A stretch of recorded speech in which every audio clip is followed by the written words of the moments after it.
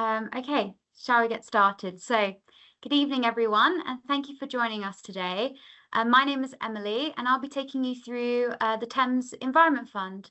So, today's session is designed to give you a clear understanding of the fund, what we're looking for, and how to put together a strong application.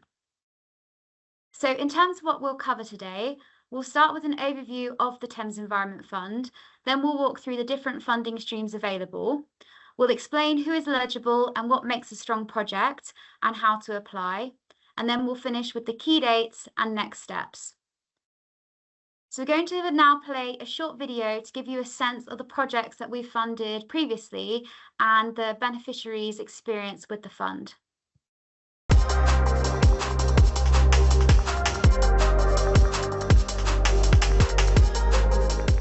For the last 5 years, the Port of London Authority has been running the Environment Fund, which is dedicated to supporting community groups on the river who are making an improvement to the natural environment. Over that time, we've supported 26 different projects which have made an incredible impact on the local environment of the Thames. And we want to go bolder and bigger this year. So we're increasing our funding from £50,000 a year to £175,000 a year. This funding is possible because we are a trust port, which means we can reinvest our money to care for the tidal Thames and its communities. We're going to hear now from some of the community groups that have received funding in the past to hear about their projects and the impact that they're making on the tidal Thames.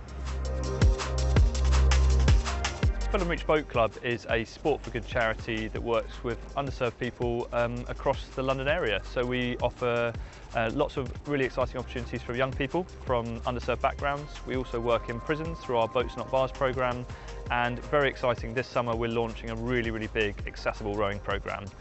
If that wasn't enough, we also offer lots of environmental activities and river cleanups for people to get involved in.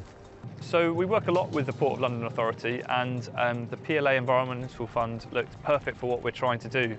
We're trying to switch out 5 petrol outboard motors here and move towards electric, and the PLA was instrumental in supporting us with converting a petrol to an electric and also helping upgrade our pontoon to have electric charging facilities on it.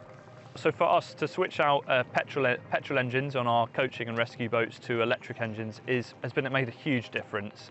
For example, the energy usage, so the equivalent amount of petrol can cost us about £15 to £20 in a day, whereas actually to use electric is costing us about £1, £2. So there's a huge cost saving there for us. Whilst it's also being green electricity that we're using to charge our battery, so no CO2 emissions, which is fantastic.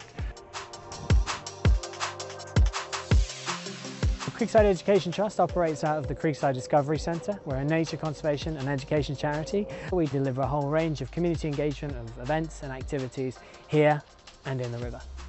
The PLA Environment Fund supported a programme of different activities here at Creekside. Supported fish surveys where we did citizen science. It supported litter picking of the creek. It supported an invasive species survey. It's important that we have an ongoing understanding of the species that we have in the creek, because that's a really good indicator of how healthy the river is. And obviously a river with a healthy population of fish is supporting all sorts of ecological benefits for the river and obviously for us as humans as well. So we applied for the PLA Environment Fund because we wanted to make a difference. So we came up with the project of looking at and trying to identify the microplastics that are in the River Thames, and we wanted to look at the seasonal change. The Thames Environment Fund was specifically for us to be able to go out and collect water samples, process those samples, and then try and identify and quantify the type of microplastics we could find within those samples. In terms of the impacts of our study, we've had one of our students present at Parliament. We're now working with some local schools to look at the different types of plastics that are around their schools as well, and we're hoping to take that forward into a new project. This project wouldn't have been possible without the funding that we got from the PLA. This project is very multifaceted. There's the science and the analytical side to it, but there's also the citizen science side to it and the outputs that we want from that. And then we also wanted to, be able to launch a kind of social media campaign and run poster competitions. One of the positives I found from applying for this particular fund is the amount of engagement we've had with the PLA. So I've quite enjoyed the fact that we've had to provide these progress reports because it gives you an opportunity to kind of reflect on what you've achieved so far, and then kind of gives you some focus and some direction for where you're going to take the project next. Furnival Sculling Club was formed in the late 1800s. It's developed over the years into a recreational and also performance club for activities on the river. In our strategy meeting last year, we put front and centre how we interact with the river. The petrol outboards that we were using at the time, one of them was coming to end of life, needed replacing. We could have quite easily just replaced it with another petrol one, but with my experience at other clubs, I suggested that we venture into an electric outboard. The major gate that we had to get through would be the initial cost of the project, which fortunately the Thames Environment Fund helped us out with. The electric outboard's a win-win because it's a quieter environment to work in, it's lighter, and it's better for the environment. There's no effluents going into the river. The whole process working with the PLA as part of the project has been really positive. They've come down to visit so we can show them what we've been doing. They're really interested in the project and the outcomes as well. So from that perspective, it's been fabulous. I think collectively everyone on the River Thames wants to improve the environment for everyone to benefit from, and it's wonderful that the PLA has this funding available to make these things happen. If you have a project you think would be excellent for this funding opportunity, please head to our website to find out how to apply. We're really excited to hear from you.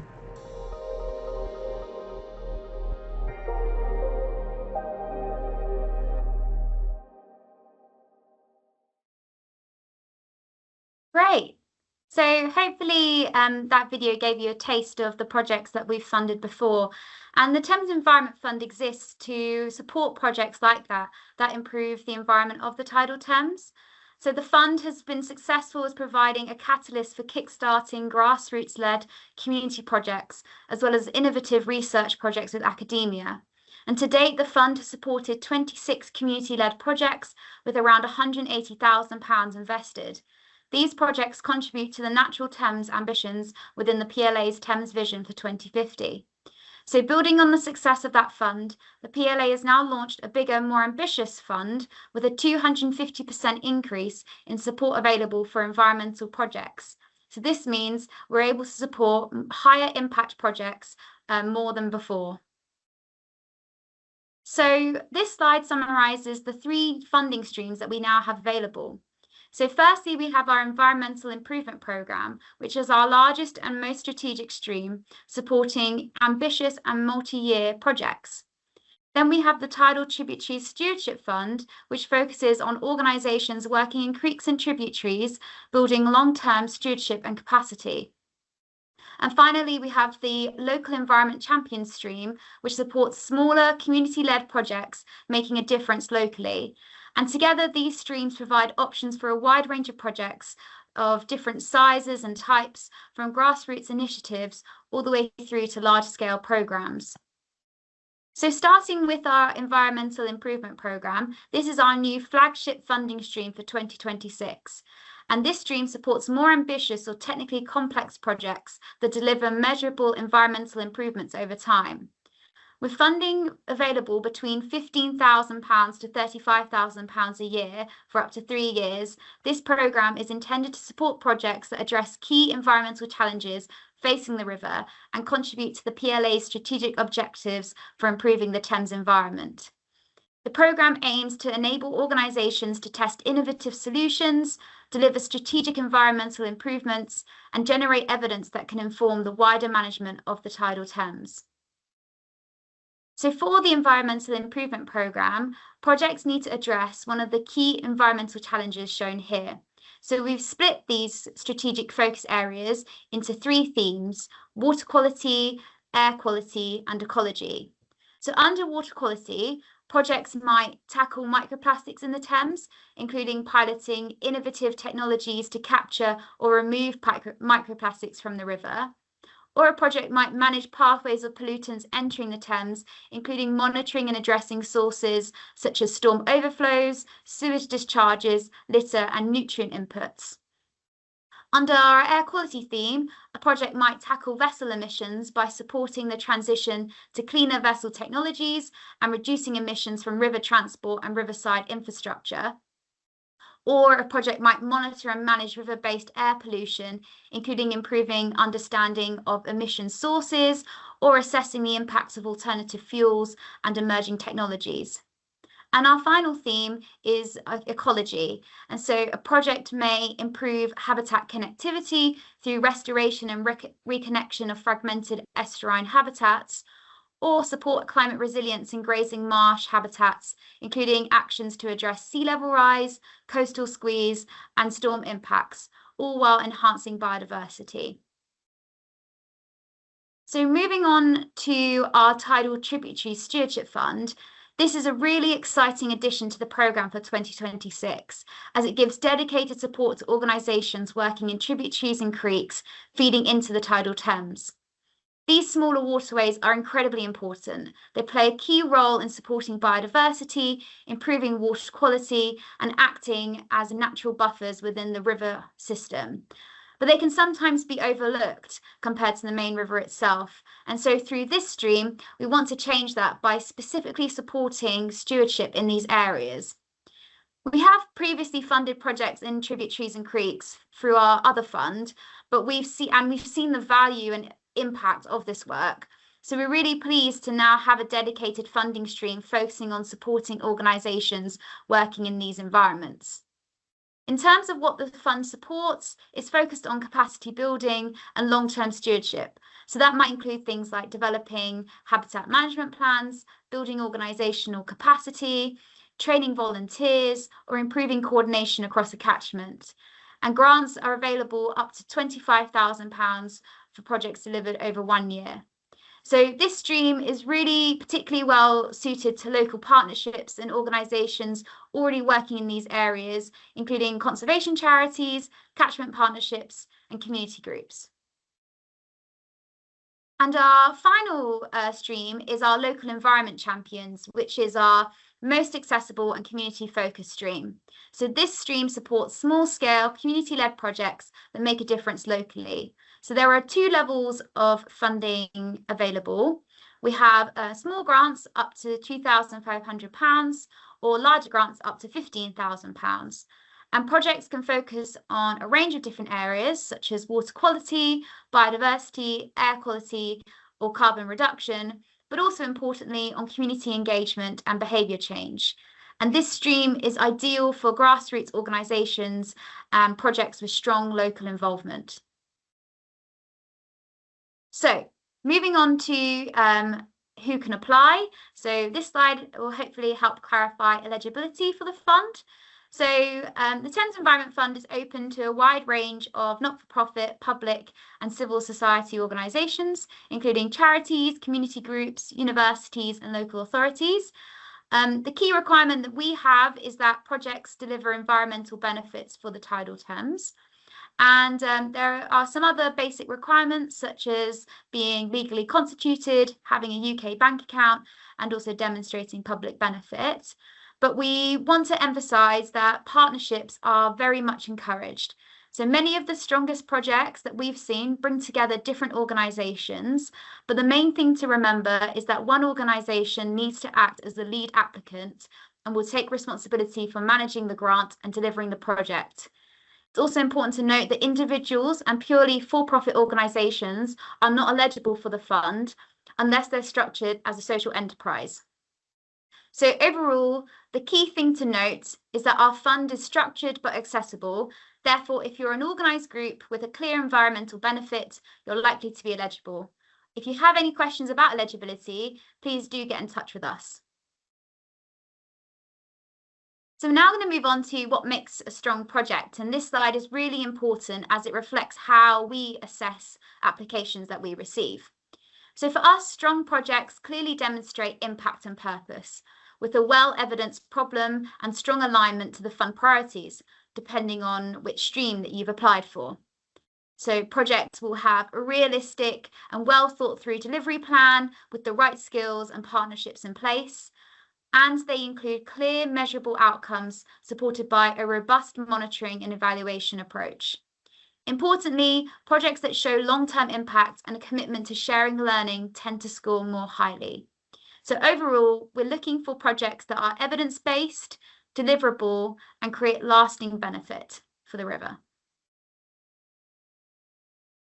So how to apply for the fund? So we've tried to design the application process to be straightforward, but there are a few key points that it's important to note. So applications are submitted through an online form. We use SurveyMonkey, and the form cannot be saved partway through. So you'll need to make sure that you prepare your answers in advance. If it's helpful, you can request a copy of the questions before starting, so just get in touch with us. In terms of steps, so start by defining your project idea, match it to the right funding stream, develop your outcomes and metrics, and then gather any partners or permissions that you might need. The application form itself will ask you about your project, the opportunity you're addressing, how you'll deliver it, your partners, and your financial management. Make sure that you take the time to prepare this information, as it will really strengthen your application. So finally, the key dates. So applications are already open. The deadline is Tuesday the 30th of June at 5 p.m. So we're now less than a month away from the deadline. And we expect to notify applicants of decisions in September. In terms of next step, now is the time to finalise your project idea, confirm eligibility, and secure any partners or permissions that you need. Do also make use of the support available. You can get in touch with us for guidance, feedback, or a copy of the application questions. And so the key message here is start now, because the time is quite tight. So that brings us to the end of the presentation. Hopefully that's given you a clear understanding of the fund and how to apply. Thank you for tuning into this webinar. And if you have any questions after today, you can contact us using the email on the slide, which is envconsultation@pla.co.uk. Thanks for listening. Thanks, Emily. And if you do have any wider questions about the work we do or want to meet the team, please do come along to our stakeholder forum at 1 America Square here in central London on June at 2 p.m. I hope to see you there. Thanks, everyone. Take care. Bye.